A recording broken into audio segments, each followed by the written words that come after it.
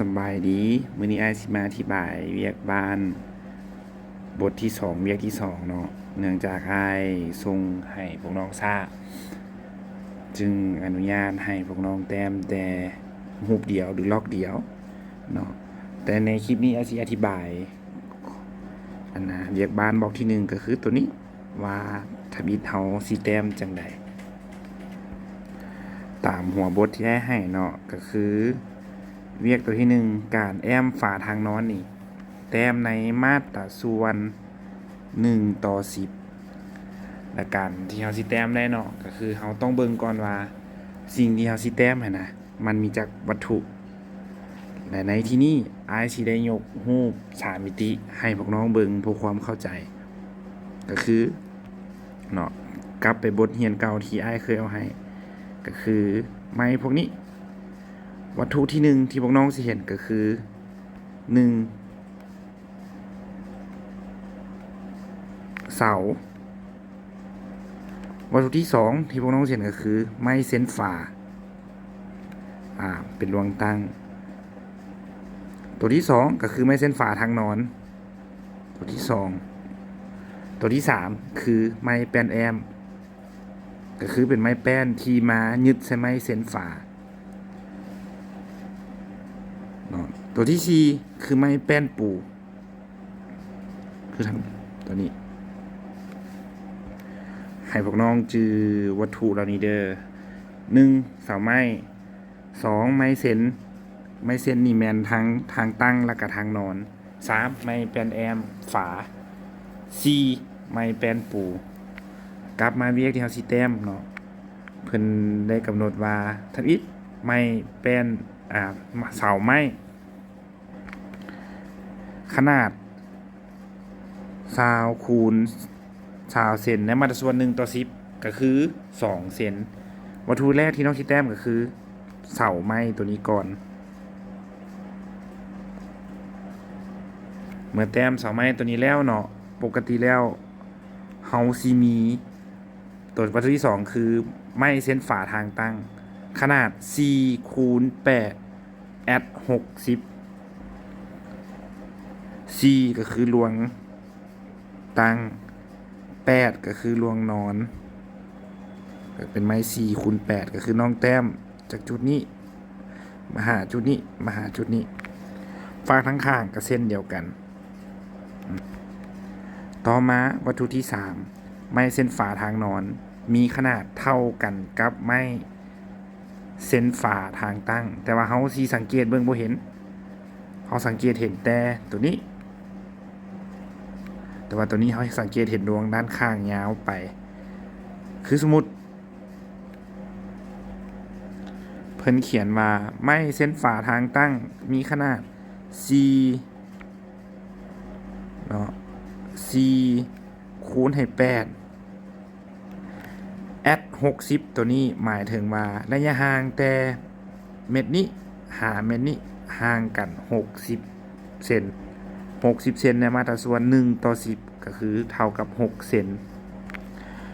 และในการแทกนี่เนาะ1เฮาสิแทกจากใจกลางวัตถุหาใจกลางวัตถุก็ได้หรืออันนี้ซูมสุดแล้วเนาะหรือเฮาสิแทกจากปลายตัวนี้ปลายตัวทำอิฐหา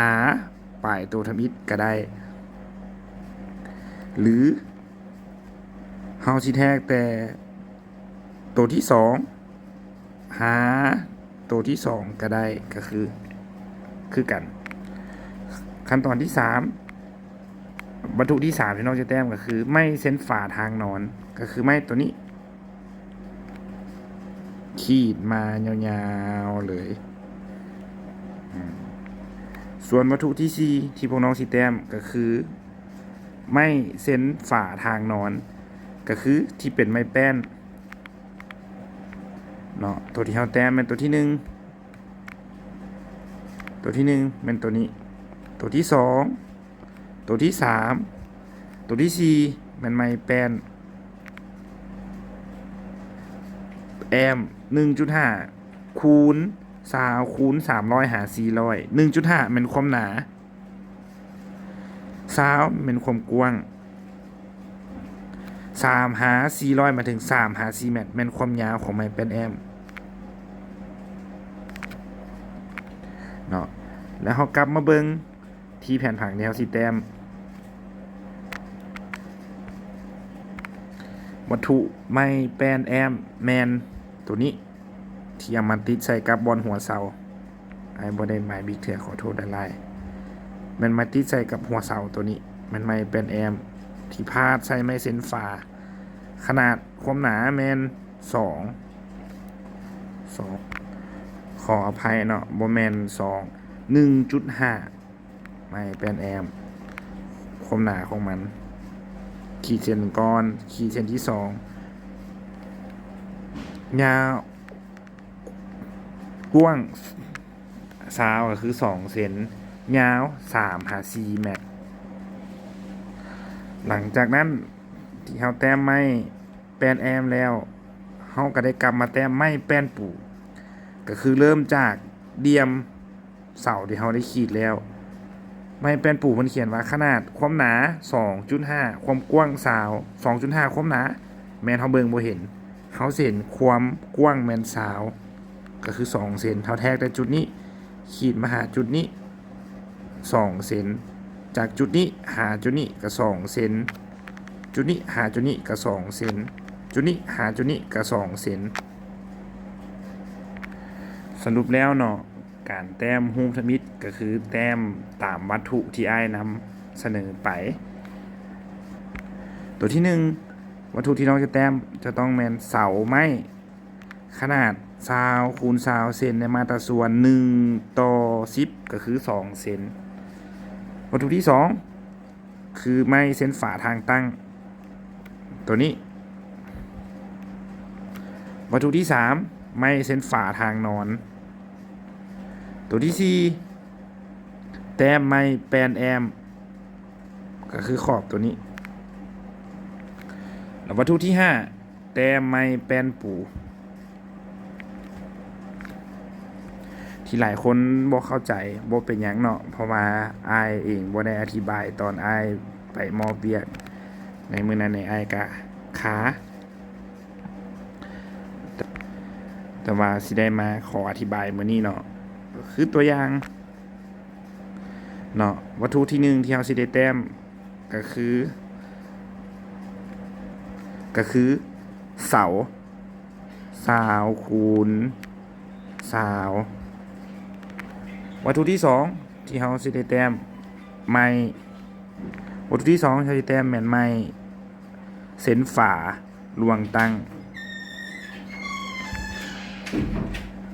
วัตถุที่3ที่เฮาสิแต้มแม่นไม้เส้นฝาลวงนอนวัตถุที่3ที่เฮาสิได้แต้มก็คือไม้เส้นฝาลวงนอนขีดมาก่อนตามเส้นที่เพิ่นเอาให้ขนาดมันเท่ากันกับไม้เส้นฝาลวงตั้งเนาะตัวไม้เส้นฝาลวงตั้งนี่มันมีขนาด60ก็คือแทกจากเม็ดตัวนี้มาหาเม็ดตัวนี้หรือว่าแทกจากกลางเครื่องหากลางเครื่องแต้มได้ในโฮมนี่แต้มได้ประมาณ3อันวัตถุที่4ที่เราจะได้แต้มก็คือไม้แป้นแอมเนาะเริ่มต้นจากหัวเสาตัวนี้เลยขีดมาอ้อมอีกเส้นหนึ่งปานนี้แล้วเนาะวัตถุที่5ที่เราจะได้แต้มก็คือไม้แป้นปูก็คือเขาแทกจากหัวเสานี้มาเลยอันนี้สิมีเริ่มต้นอยู่เส้นหนึ่งแทกจากหัวเสาตัวนี้เข้ามา20เซนขีด20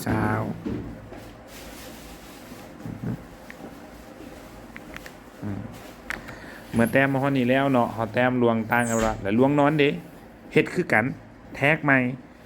หรือพวกน้องประกบเป็นมุม45องศาก็คือเฮาแต้มเส้นลวงตั้งอ่ะเนาะแล้วเฮามาแต้มตัวลวงนอนในการแต้มเส้นลวงนอนเนาะน้องสิแทกใหม่ก็ได้เริ่มต้นจากจุดนี้ไปเนาะตัววัตถุที่1ติดกันแบบนี้วัตถุที่2อันน่ะไม้ ส้นฝาทางนอน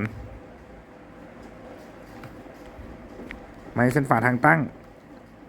เนาะระยะห่าง60คือกันน้องสิแทกจากจุดนี้มาหาจุดนี้ก็ได้หรือน้องสิตั้งบรรทัดมุม45องศาแนบจากเม็ดนี้แลนขึ้นมาประกอบมุม45องศาตัดอยู่บอลไหนบอลนั้นเป็นไม้เส้นฝาทางตั้งตัวที่3คือกันเข็ดเป็น4มุม45แลนขึ้นไปตัดอยู่ใส่แมนบอลนั้น